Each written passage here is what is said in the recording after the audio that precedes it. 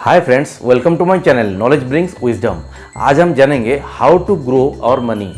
हमारा पैसे को हम कैसे जल्दी ग्रो कर पाएँ, कैसे रैपिडली ग्रो कर पाएँ और बहुत जल्दी फाइनेंशियल इंडिपेंडेंस को अचीव कर पाएँ, उसके बारे में मैं बोलने वाला हूँ। तो बहुत सारा प्रॉब्लम्स लोग फेस करते हैं, उसके बारे में पहले मैं डिस्कस करता हूँ। प्रॉब्लम लोग फेस करते हैं कि अपना सैलरी का या अपना बिजनेस में जो पैसा जो लोग याद कर रहे हैं उसमें से एटलीस्ट 10 से 20% भी वो लोग सेव नहीं कर पा रहे।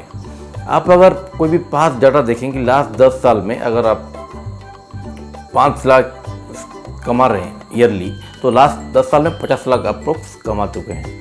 तो लास्ट 50 लाख्स में क्या आपके पास 10 लाख रेडी सेविंग में है और उसमें से बाकी वो 10 लाख क्या ग्रो किया है? बाकी आप खुद को क्वेश्चन कीजिए कि आपका जो सेविंग है, आपका जो अर्निंग है, उसमें से 10% क्या आपने सेव कर पाए? क्या आपको उसको रैपिड ग्रो कर पाया? 20 से 20%, 15% के हिसाब से अपने ग्रुप अपने जो इन्वेस्ट आपने किया उसको क्या सही से ग्रो कर पाया? अगर आपका कुछ आंसर ना है, अगर आपने अपना 10 से 20% ठीक से सेव नहीं कर पाए हैं, अगर आप उसको 15 से 20% के आसपास ग्रो नहीं कर पाए हैं, एटलीस्ट 15% के आसपास ग्रो नहीं कर पाए, तो आपको ये वीडियो देखना बहुत ज़रूरी है, क्योंकि ये प्रॉब्लम बहुत सारे लोग फेस करते हैं।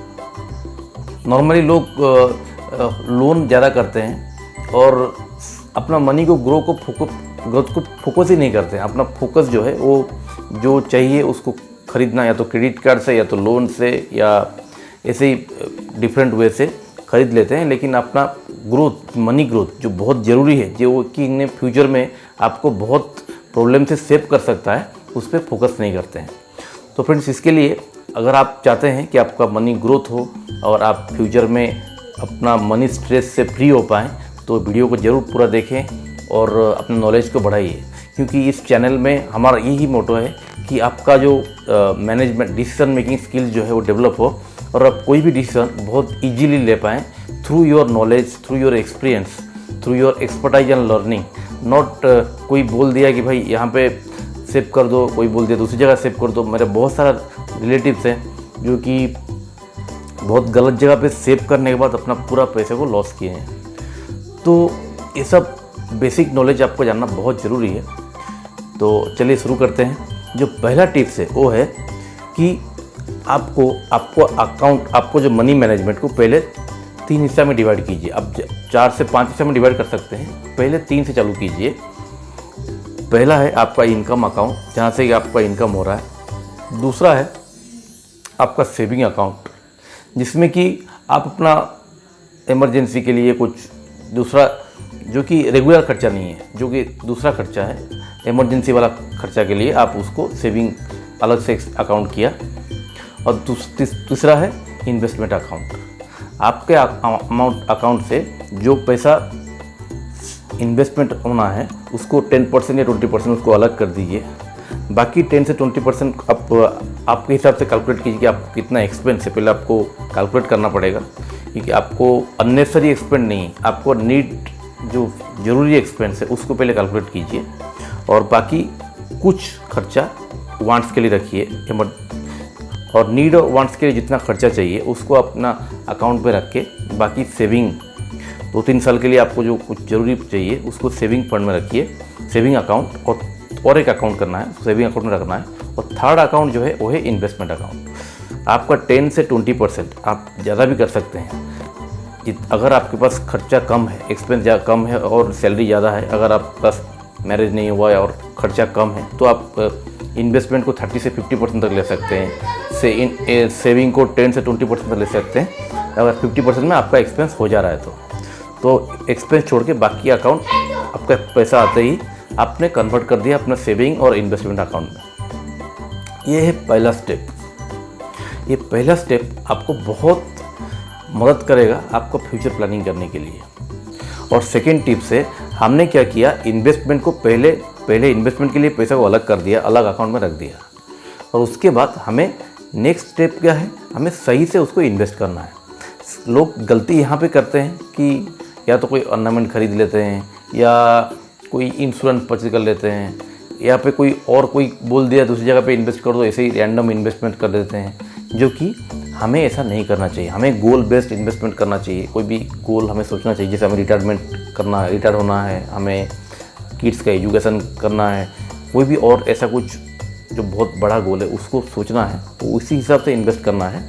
और हमें हमारा मनी को रैपिड ग्रोथ के बारे में सोचना भी है, लर्निंग भी करना है। तो उसका बहुत सारा टूल्स भी है, जैसे आप अगर म्यूचुअल फंड में इन्वेस्ट करेंगे, स्टॉक्स में इन्वेस्ट करेंगे, और गोल्ड फंड में इन्वेस्ट करेंगे, और बॉन्ड में इन्वेस्ट करेंगे। अगर आपके पास ज़्यादा अमाउंट है, आप लैंड परचेज कर सकते हैं विदाउट घर, जैसे खाली लैंड है उसको परचेज कर सकते हैं। और ऐसे ही बहुत सारा चीज़ें हैं जिसमें आप एक अच्छा ग्रोथ कर सकते हैं। स्टॉक्स और म्यूचुअल फंड में और लैंड में बहुत अच्छा आपका मनी जो है, मनी का वैल्यू बहुत अच्छा में ग्रोथ होता है। और ऐसे ही और बॉन्ड और गोल्ड में एक बेटर अमाउंट ग्रोथ मिलता है, वो कंपैरेटिवली कम है। लैंड सबसे अच्छा रिटर्न देता है, और स्टॉक्स और म्यूचुअल फंड उससे थोड़ा सा कम है लेकिन बहुत अच्छा रिटर्न देता है।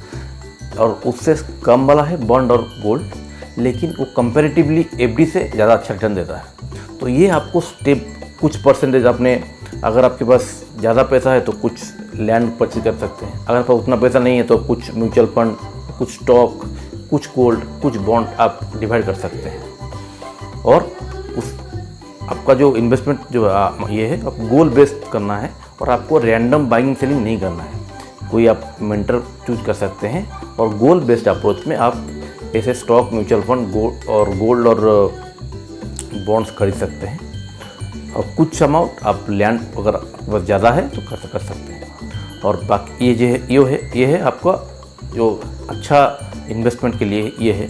और नेक्स्ट है आपका सेविंग अकाउंट। सेविंग अकाउंट में आप सेविंग अकाउंट के पैसे को आप पीपीएफ में और एफडी में रख सकते हैं, जो कि आपको एक स्टेबल इनकम ला के देता है। फिक्स डिपॉजिट्स में आपको 5% और पीपीएफ में आपको 7%। लेकिन ये पैसा रिस्क फ्री होता है, इसमें कोई रिस्क बहुत लो है, रिस्क नहीं होता है। और एफडी में आप कुछ पैसा रख देंगे तो एफडी 6 मंथ के आसपास आपका जो खर्चा है आप एफडी में रख सकते हैं, तो कि आपको कभी भी ज़रूरत पड़ेगा तो आप उसको इमरजेंसी के लिए ले सकते हैं। तो ऐसा करके आप पहले सेविंग अकाउंट में पैसा रखिए, उसमें से आप कन्वर्ट कीजिए फिक्स डिपॉजिट पीपीएफ में।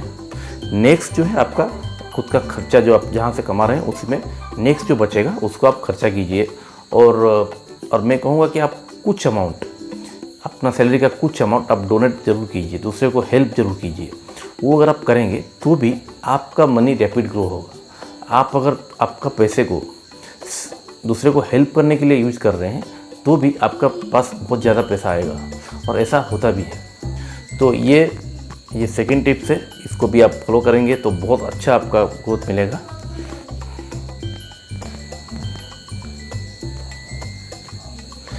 और थर्ड टिप्स है जो कि आपको स्टेप बाय स्टेप फॉलो करना है।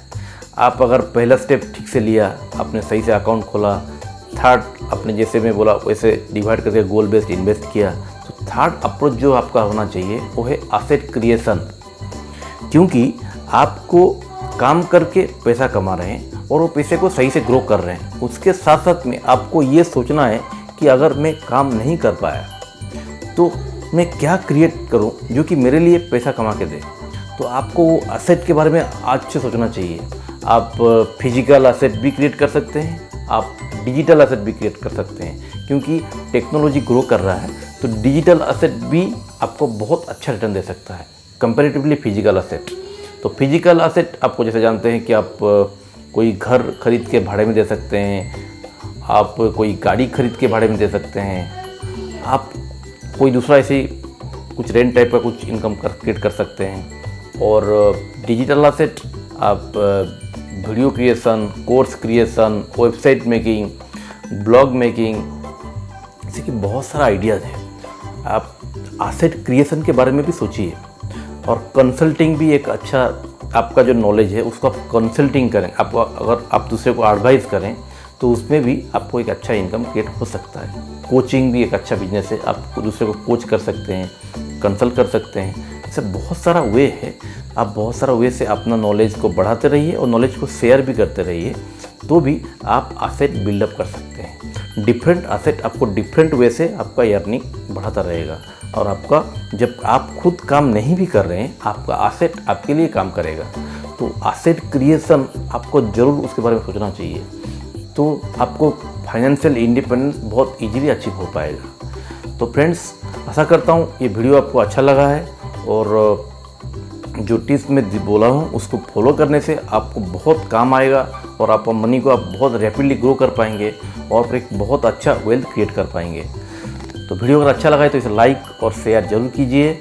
अगर आप मेरे चैनल में नए हैं तो मेरे चैनल को जरूर सब्सक्राइब कीजिए, क्योंकि बहुत ही इन्फॉर्मेटिव वीडियोस मैं लाता रहता हूँ। Learn and practice to gain the knowledge, apply the knowledge in the right time, then the knowledge brings wisdom.